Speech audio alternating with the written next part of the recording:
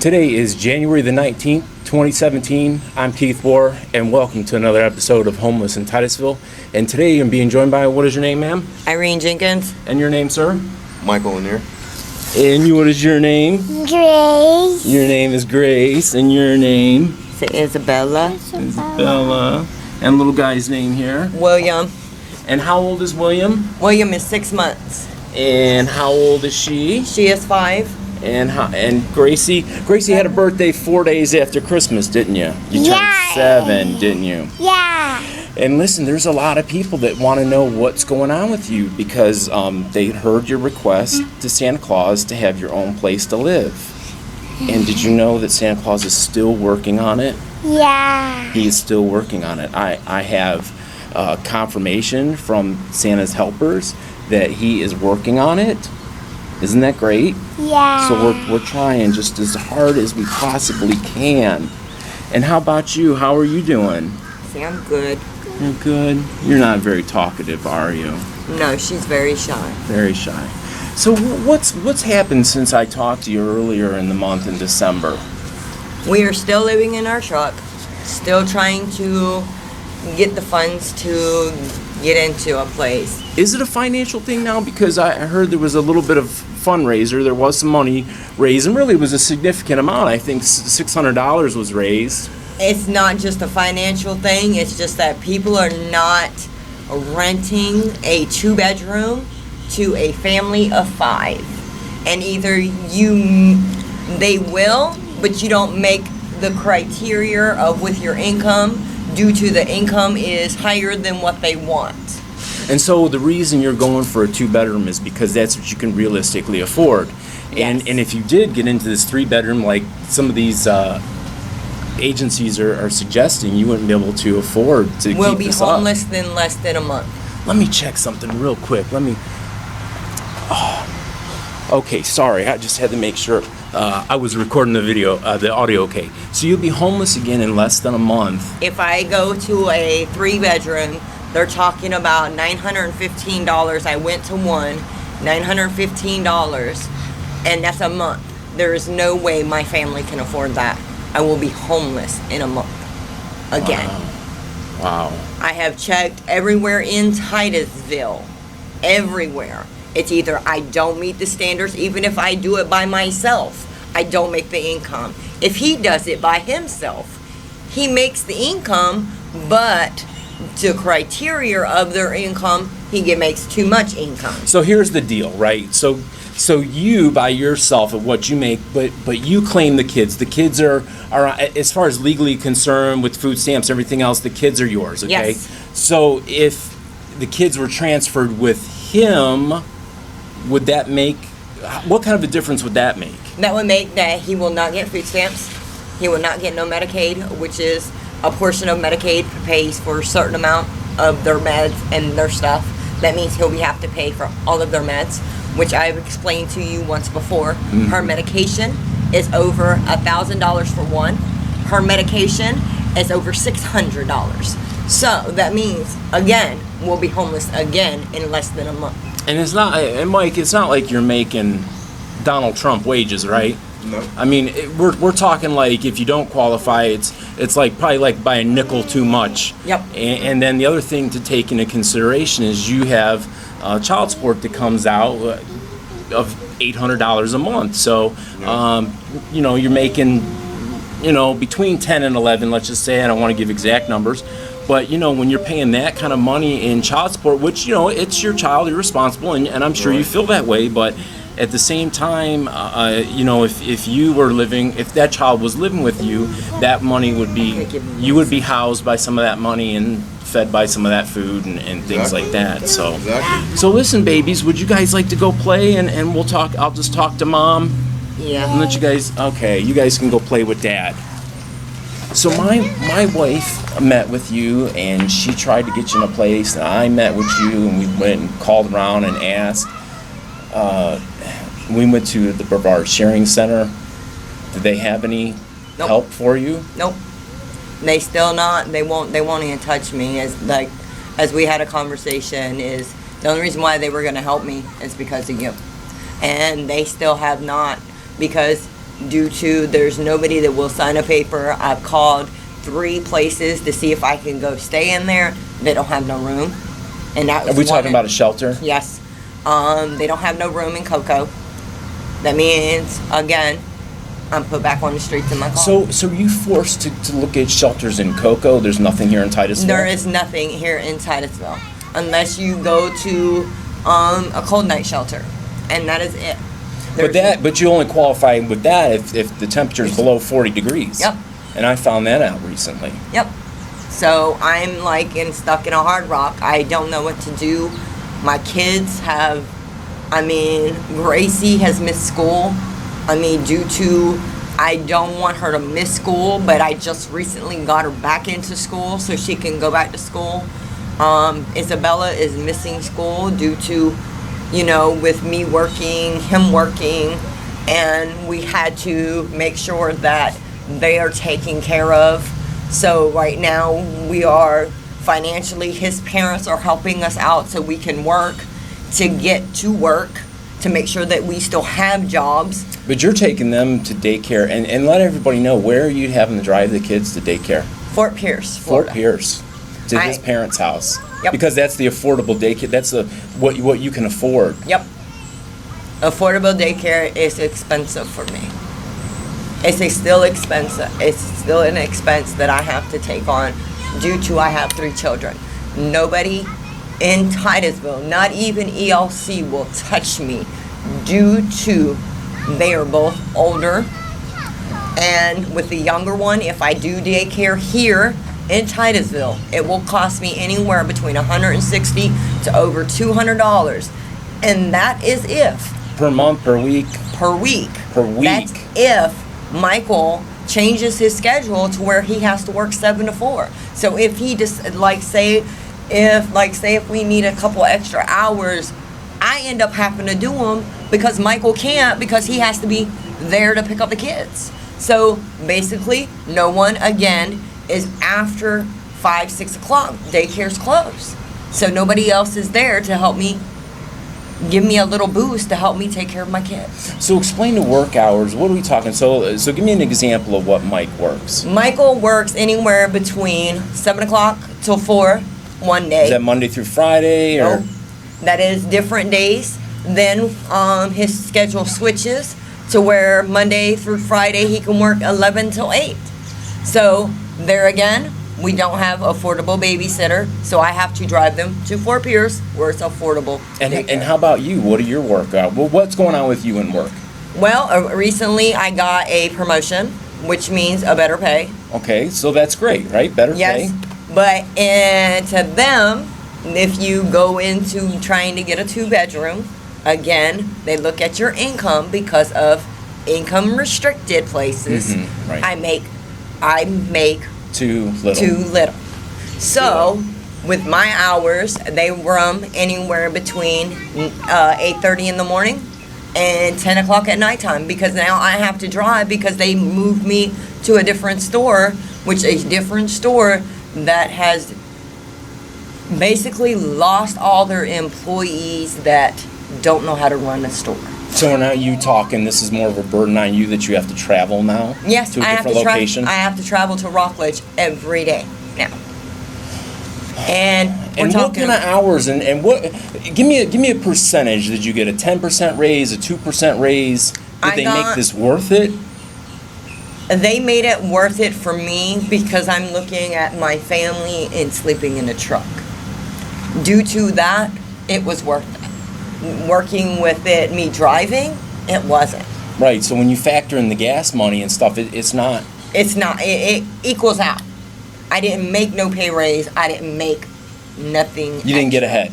I didn't get ahead. You just created more work for yourself. Is Yes. basically what you did. Yes. And you made it tougher on Michael getting to work because of where he's at, and then you made it tougher with the rotation of picking up the babies from school. Yep. All because you're trying to work hard and you're trying to do what people in society say we should do. Yep. Is work hard and try to support my family. So you ever feel like a one-legged man in an ass-kicking contest? I feel like that every day. Every day I look at my children to think that I'm missing out on something. Just like the daycare just told me, William's starting to crawl. I missed out on it. I missed out on my children because I see them and I see how much they've grown, or how much they laugh, or how much Gracie so wants this. So wants it. And this is all she asked for. And I can't provide it for her. So it's hard on me. I know. I heard from a lot of people, and they told me that their kids wanted Xboxes and iPads and all this kind of crap, and they told me that, it really put it in perspective for them hearing from Gracie saying that all she wanted for Christmas was a room, just a bedroom to lay her head, and I know you guys have done your best to put them at Michael's parents' house in, what was that, Port St. Lucie? Yeah, Fort Pierce. Or Fort Pierce. And you've done that as much as possible, but his parents are what, in their 70s? His dad will be 70 this year, and his mother, it'll be 65, and they're ready to retire. They don't have no extra income. Right, they don't have the energy to, they don't have the room. They don't have the energy. They don't have the extra money to help me. I went to them, I discussed it. They said if they had it, they would give it. Yeah. They have always gave to us. But they're in a bind. Their financial situation. She's retired, he retired. So no longer do they have that extra income to help anybody. The only thing they can do is make sure that Gracie and Belly get a shower. Make sure that if we need our laundry done, there goes laundry. And make sure that they're in school so that I can not have to worry about basically Department of Children and Families walking into my family and taking them away from me. Right, that's got to be scary. Every day I think about it. Just like last night, there was 2 cops patrolling where I was sleeping. I have a newborn. I mean, he might not be a newborn to everybody else, but he's still a newborn to me. Right, he is. And thinking about it, are they going to come over here? Are they going to say something? What's going to happen? Am I going to be able to say, okay, how am I going to tell this police officer I'm homeless? I don't have no place to go. No shelters will take me. I mean, where can I start from there? Where? Are they going to be able to say, okay, hold on, and let me make a phone call, and then DCF comes there and take my children? Right. Am I going to be back? That's my next wake-up fear. Right, absolutely. Because I don't want that to happen, because they're everything I have. They're everything to me. So, look, I don't want you to think I'm judging. God, I'm not judging. I really am not, and I don't know what your religious beliefs are on these different things. But, you guys are in a situation, you're a family of 5. Do you have some kind of birth control in place? Because, God forbid, what if... I just had my tubes tied after my 3rd child. Okay. I am no longer having no more kids. So we don't have a risk of another one coming along and further complicating this problem for you? No. I took the precautions due to health risk. Yeah. With my first 3, it almost killed me after having all 3 of my kids. So, and then tell me about the kids. Let's go through Gracie. What is Gracie's health? What's going on with her health? Gracie has ADHD and panic and anxiety Gracie, attack. you can't touch that baby. You can't. Gracie, come here. You can't touch that baby. Gracie has ADHD and panic depression. Okay. She got that. She's had ADHD since she was born. She is always hyped up, always gonna do what she wants to do no matter what. Right. And it's in part of her mind saying that things are okay. Right. And she's gonna be hyper, she's gonna be active. You can't keep a 7-year-old in a truck. No, absolutely 24/7.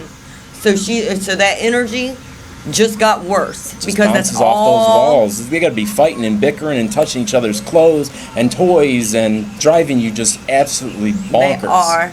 They are. And the next one, how old is the next one up? How old She is 5. And what is her health, or what is her? She have mental health problems, physical health problems. What is? Isabella was born with autism. She has been autistic since she was a year old. Okay. And she also has ADHD. She is where the change has hit her the most. When she was at home with people, she would she'd go and hug you, or she would go and she would be happy and stuff like this. This change has affected her more than it has a Gracie. Because with autistic children, you can't change it. And if you change it, they tend to go into a depression. They end up going to different things. And by me sleeping in a truck and her sleeping in a truck, it changed the way she is. Yeah. And now what about the baby? What about the baby's health? The baby's health is fine for right now. So far, it is good. He is 100% healthy. But he doesn't have any room to crawl around, to explore, to do things Nope. that babies do. No. So we make it to where every morning we push everything back in the truck and leave a little spot for him and let him crawl, let him do what he needs to do. And when we're at parks or something like that, we tend to find a little area, put a blanket down, and let him crawl. Yeah, let him go loose. Yeah. So, so you did not end up getting your place for Christmas, which Nope. was Gracie's wish.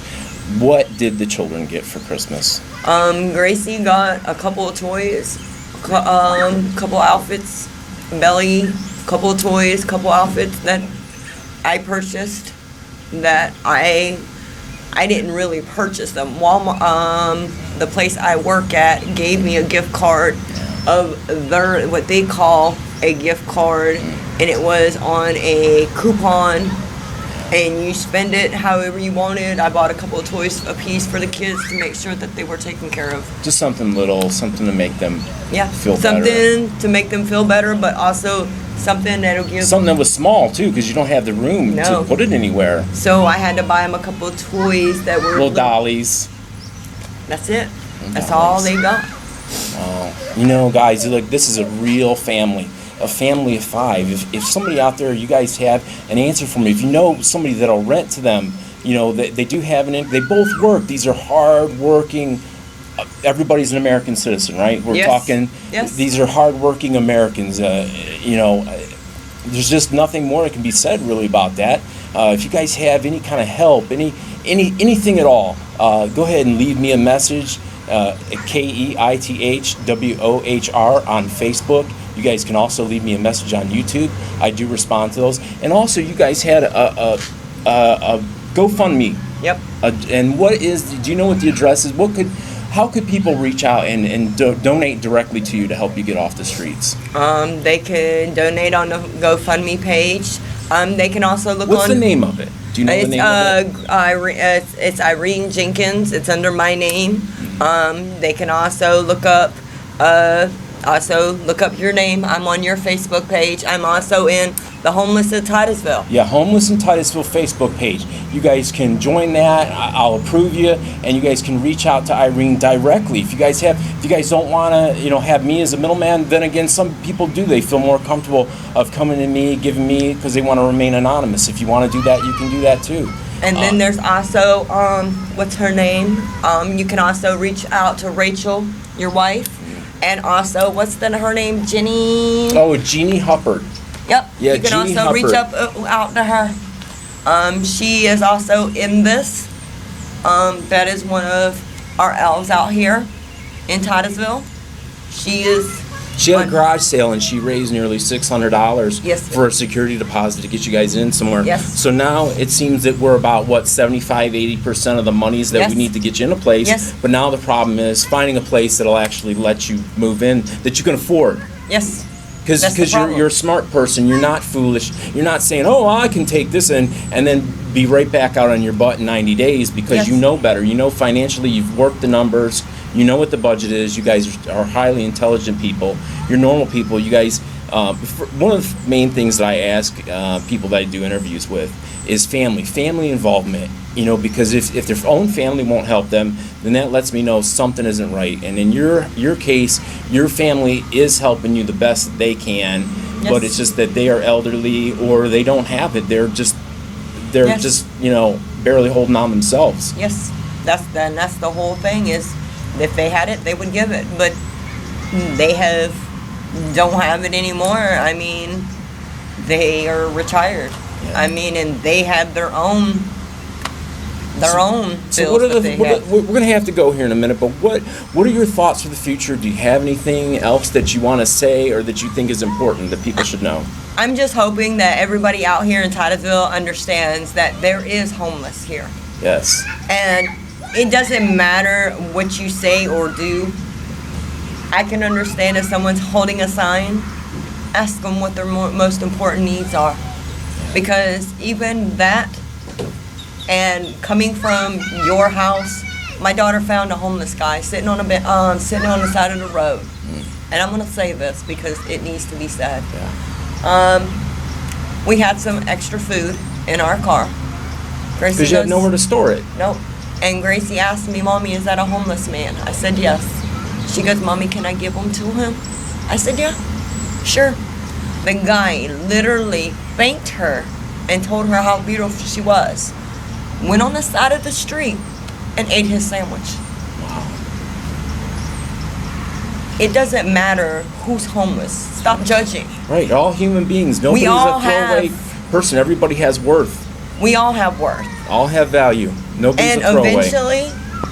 And I'm hoping eventually they'll make a shelter here for families, even if it's not for a man, but women that have children, so they can go to, or more resources that other than the sharing center because your name popped up, that they can help people. Yeah. I mean, I don't understand why it has to take somebody from a journalist to get help. Yeah, right. And you should be able to help us. We're homeless. We have no place to go. We're coming to you. It's not like we don't have jobs. We're not providing that we don't have jobs. You guys are hardworking people. It's not that we're... He works 40 hours and you've worked 30-some hours. It's not like we're not providing all this information that we don't have a job. I mean, I can understand if the circumstances was we didn't have jobs. But if you were lazy, you were unwilling, but you're willing, and you've, you know... We're willing. We have jobs. We have kids. That makes us... We have never done any drugs. We don't drink. Yeah. That's the hardest thing to find out here in Brevard County, because some of them do drink. Some of them do drugs. Right. We don't. And then in your mind, you can kind of say, well, you know, they put themselves there. They're there for a reason. But you guys, you know, totally different thing. And listen, you know, I really appreciate you taking a few minutes and being brave enough, you know, to show your face and tell people, hey, this is the face of homelessness. We're real people. We're hard workers. And we're normal, just like everybody else, and we're homeless. So this could be you. You know, you're sitting at home, you're watching from your iPad, your laptop, your computer, whatever you're doing. You know, and I'm not judging you, but you know, just think about this could be you. You could be in this situation, and what would you want somebody else to do for you? How would you want them to reach out and treat you like a person and give you that break that you need? And until next time, I just like to say to you guys, thanks for watching. And again, any help, any suggestions you have whatsoever, be greatly appreciated. Thanks for watching.